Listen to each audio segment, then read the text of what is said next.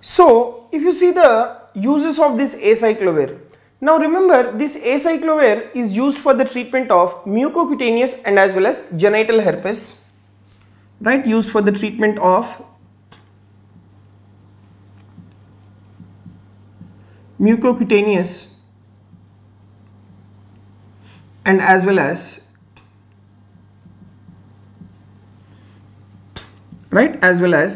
the genital herpes.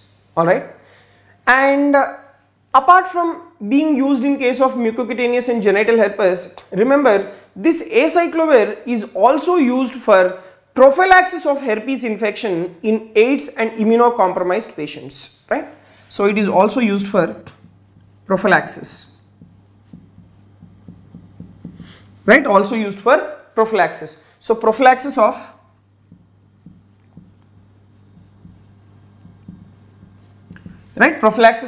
the herpes infection in AIDS and immunocompromised patients.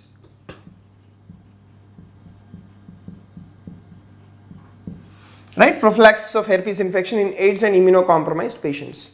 Now I have said you this drug can be given intravenously, orally and as well as the topically.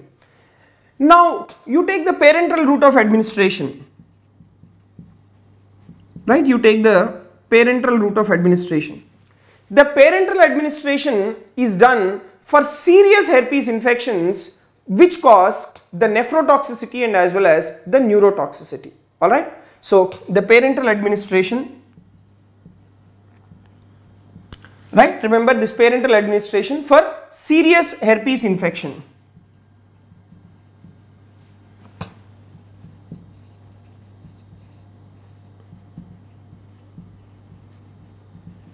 Right, for serious herpes infection.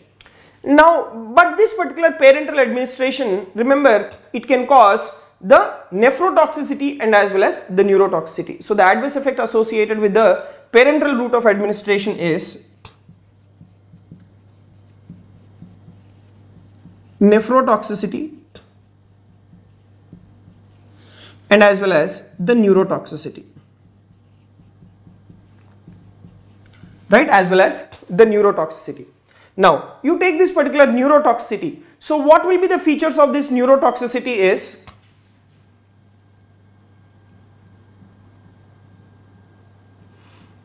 the features of the neurotoxicity, they include altered sensorium,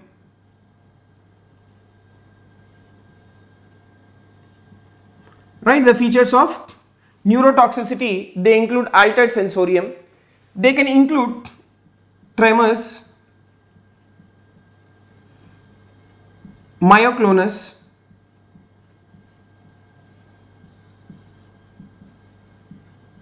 they include seizures and as well as delirium. Right, seizures as well as delirium. All right, remember the parenteral administration for herpes infection will cause nephrotoxicity, neurotoxicity as principal dose limiting toxicities. But remember, this parenteral administration does not cause the bone marrow suppression, right? So because of the development of nephrotoxicity and neurotoxicity, we are unable to give this particular acyclovir in adequate doses. So these are dose limiting toxicities.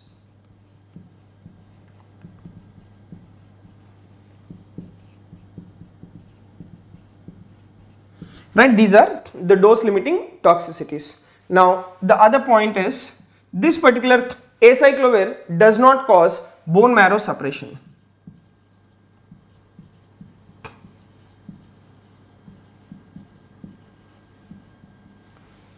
Right, does not cause the bone marrow suppression. Mycophenolate, which is an immunosuppressant, will potentiate the anti-herpes activity of the acyclovir. Okay. So the important point is you take this mycophenolate. Mycophenolate is an immunosuppressant. Right? What does this particular mycophenolate will do? Mycophenolate potentiates anti-herpes activity.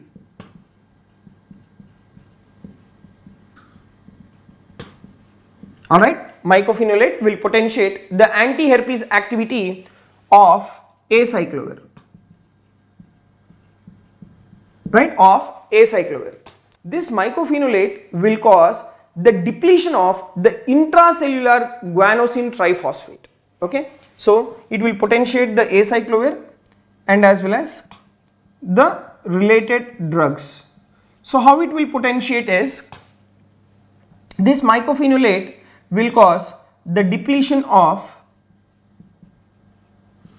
intracellular,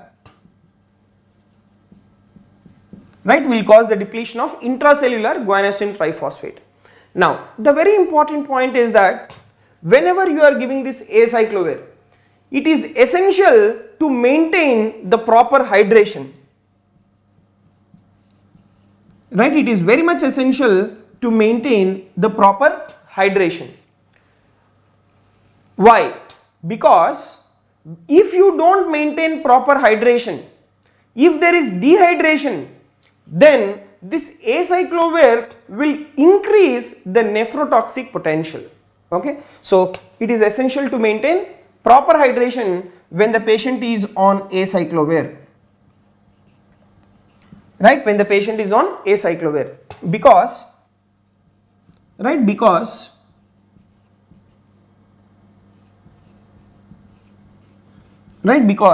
this particular dehydration increases nephrotoxic potential.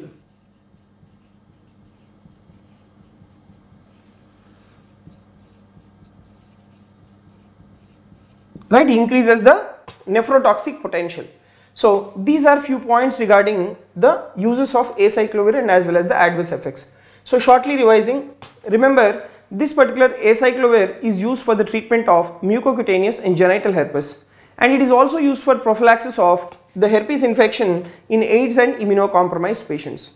And you take the parenteral administration. The parenteral administration is mainly done for the serious herpes infection, but this parenteral administration can cause nephrotoxicity and as well as neurotoxicity. And this nephrotoxicity and neurotoxicity, they are dose limiting toxicities, and this neurotoxicity, their presentation is in the form of altered sensorium, tremors, myoclonus, delirium and as well as the seizures. But the point you should remember is this acyclovir, it does not cause the bone marrow suppression.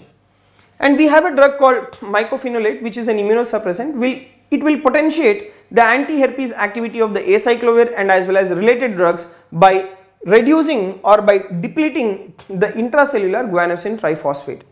The very important point is that it is essential to maintain the hydration while the patient is on acyclovir, because the dehydration increases its nephrotoxic potential.